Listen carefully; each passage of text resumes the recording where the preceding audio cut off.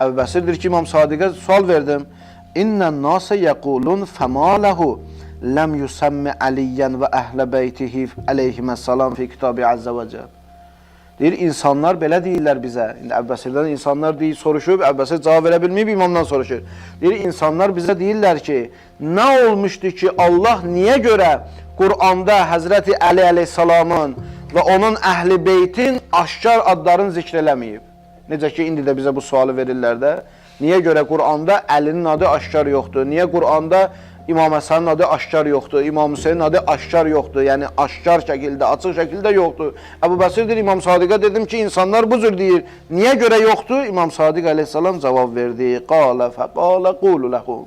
Dedi, siz o insanlara deyin ki, Allah Quranda dedi, namaz qılın.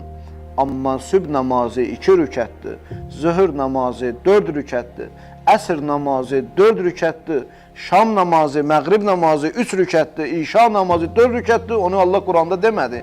Onu Həzrəti Rəsulullah başa saldı.